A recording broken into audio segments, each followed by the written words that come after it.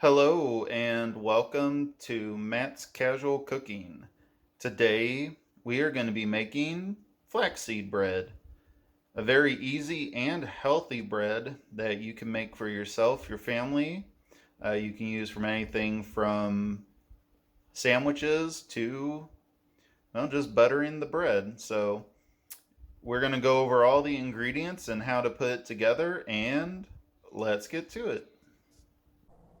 All right, folks, so we're going to go ahead and go over the ingredients you're going to need today. So initially in your first bowl, you're going to need 1.5 cups of whole wheat flour. You're going to need 1 cup of all-purpose flour. You're going to need 1 packet of active dry yeast, and you're going to want to proof that first. And you're going to need a teaspoon of salt. Now you're also going to want to set aside for the first bowl, you're going to want to set aside 1/2 cup to 2 cups of flour because we're going to have to put that in afterwards. Now for your liquid in the saucepan, you're going to need 1.5 cups of fat-free milk. You're going to need 1/4 cup of brown sugar. You need 2 tablespoons of honey.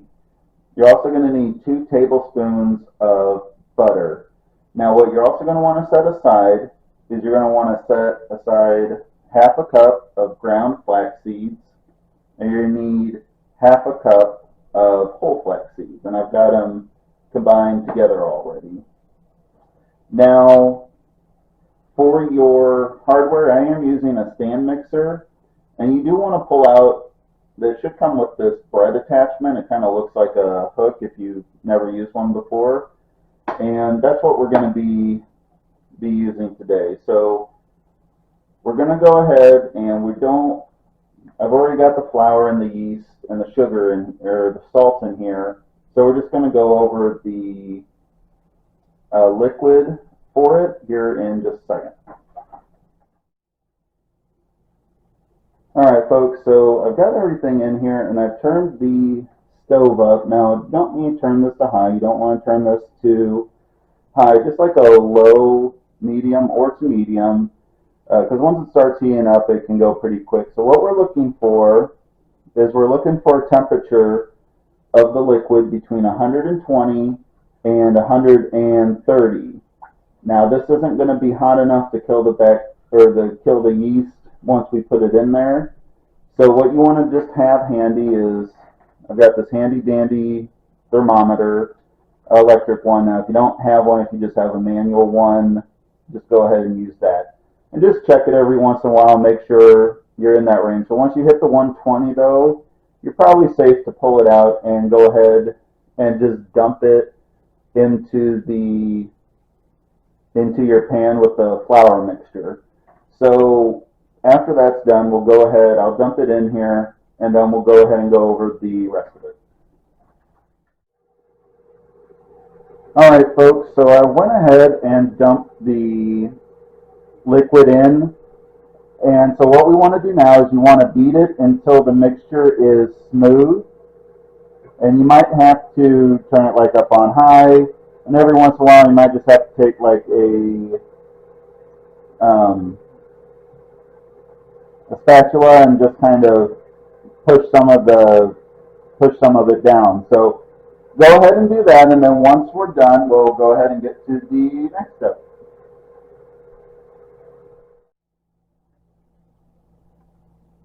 All right, folks, so you can see our batter right now is pretty smooth. So what you want to do now is you want to stir in the flax seeds, both the ground and the whole flax seeds, until it's just blended. And then once you do that, you're going to want to put in your remaining flour, the 1/2 cup, the whole 1 whole cup. So go ahead and do that, and we will get to the next step. All right, folks, so I forgot to mention, after we put the flour in and the flaxseed combo, we want to beat this until it is well combined and the dough is firm, and the dough is pretty firm right now. So what we're doing now is you want to get out a clean surface. You can see I've got my plexiglass, and you want to flour it. Now I did flour the top And we're going to knead this till it's elastic for about 6 to 8 minutes. And what you just want to do is you just want to I like to just kind of fold it into itself and just kind of press down. And this is just helping get in some of that extra flour. And it's just kind of helping combining it. It's just kind of toughening it up a little bit. You can see that I got a little bit on my hands from when I took it out. So go ahead and just do this until the dough feels elastic and it's not really breaking apart. You're not feeling kind of any breaks in it or anything. It's all just kind of coming together very smooth. And then you're going to get out a good sized bowl and either some cooking spray or some oil. So go ahead and do that, and I will see you in about 6 to 8 minutes.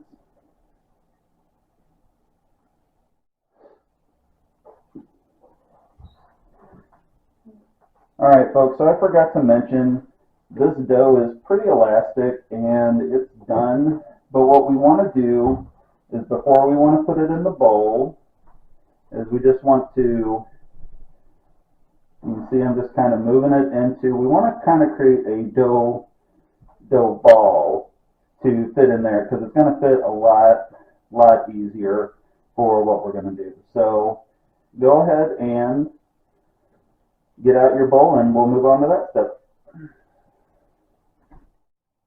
Alright, so our dough is done, and you're definitely going to be able to tell when it's doubled in size. So you want to go ahead and take it from your bowl and you want to put it on another lightly floured surface. Now we're not going to be pressing this or kneading it or anything. What we just want to do is we just want to take it and fold it into a kind of a bread shape because we need to get this into a 9 by 13, or I'm sorry, a 9 by 5 bread pan. And that's all we're going to do. So I just like to roll it up, just kind of crimp in the sides a little bit. So it's kind of more of a log shape. Now obviously don't overdo it with the flour. So what we're doing now is go ahead and take your bread pan and you want to go ahead and spray some grease and go ahead and grease it and just go ahead and add your bread. Alright, so we've got it in the pan now, and what we're going to do is we're going to set it back in a warm spot and let it rest for about 30 minutes. Now it is going to rise again in the bread pan, but that's fine. That's what we want it to do. So go ahead and do that, and in 30 minutes I will see you.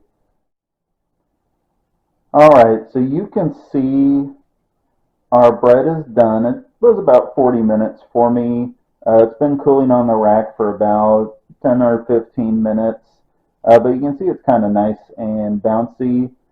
This bread is really good. I really enjoy making this, and I really enjoy eating it. It's got a great flavor to it. So the other optional thing you can do is once it's done is you want to take about a teaspoon of butter, melt it, and you just want to spread it out on top after it's done right out of the pan while it's still hot. So if you enjoyed making this today, please like, subscribe, share, and leave a comment below.